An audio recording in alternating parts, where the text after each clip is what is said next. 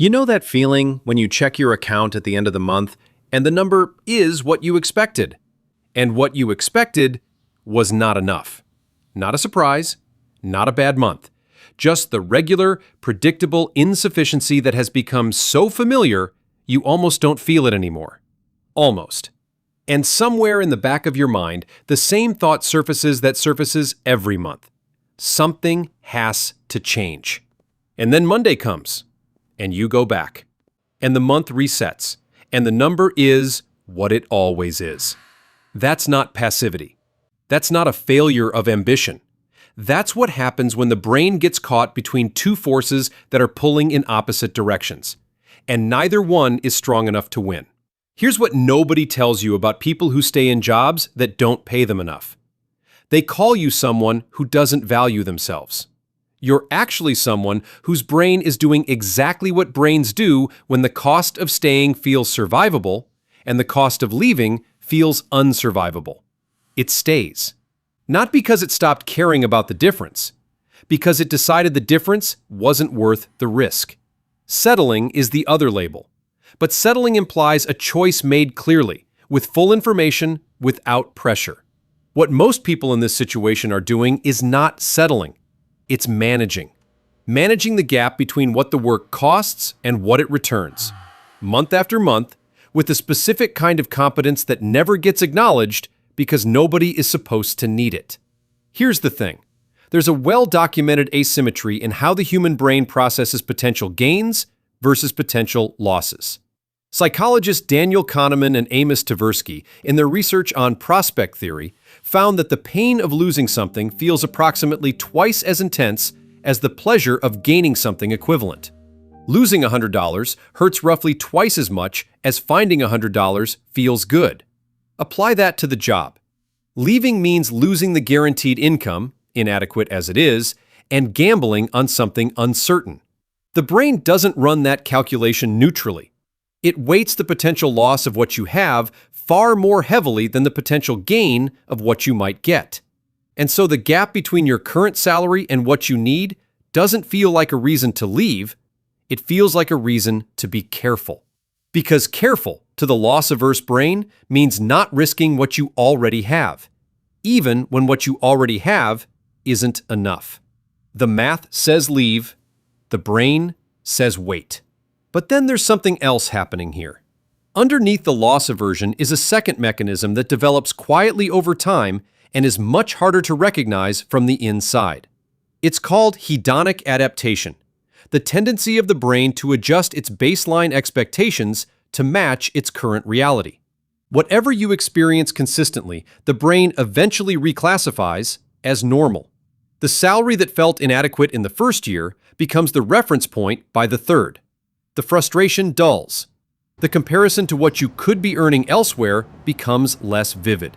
The gap between what you have and what you need stops feeling like a crisis and starts feeling like just the way things are. This isn't resignation. It's neurology. The brain was built to adapt to its environment, to stop spending energy on chronic discomfort that can't be immediately resolved. And a salary that never quite covers everything is exactly the kind of chronic, unresolvable discomfort the brain learns to stop flagging as urgent. You don't stop knowing the money is insufficient. You stop feeling it as sharply as you did. And that dulling makes leaving feel less necessary.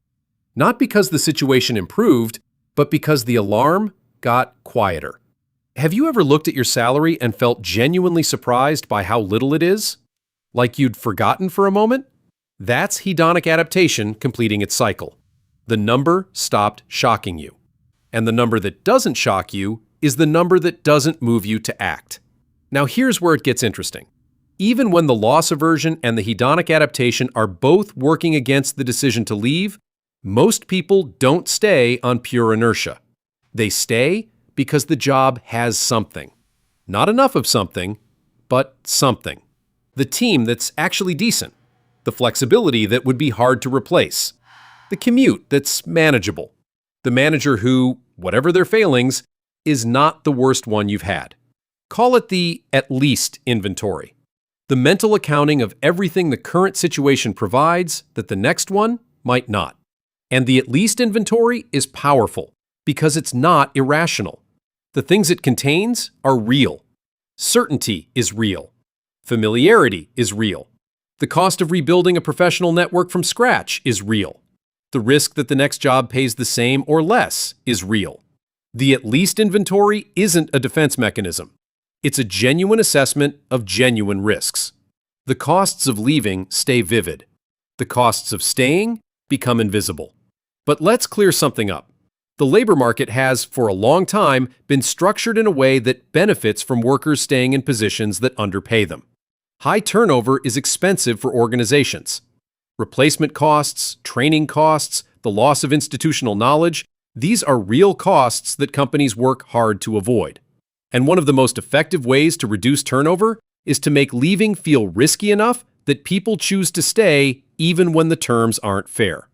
The "be grateful you have a job" culture.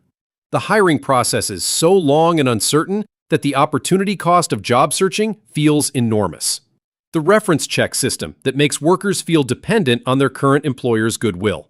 None of these are accidents. They are friction. Deliberately or not, they accumulate into a system that makes staying the path of least resistance.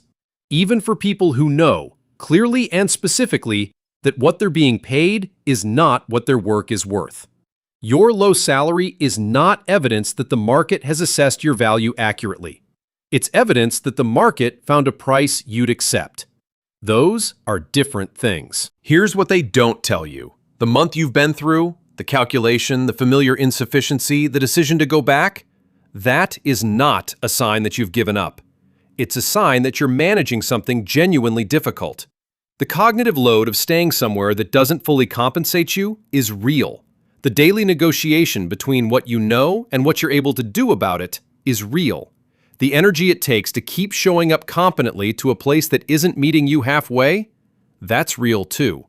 And it goes unacknowledged because you're still there, still performing, still delivering the thing that makes the underpayment sustainable enough to continue.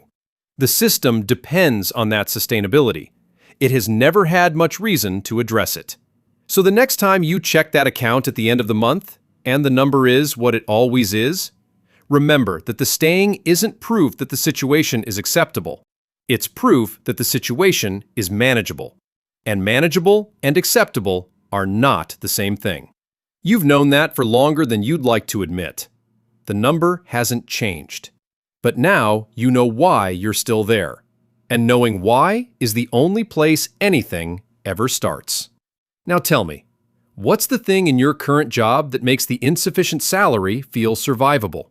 And do you think it's actually worth what it's costing you? Drop it in the comments. And if this video finally explains something you've been doing without quite understanding why, hit subscribe.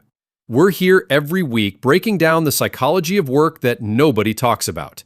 Because understanding why you are the way you are, that's not just interesting, that's powerful.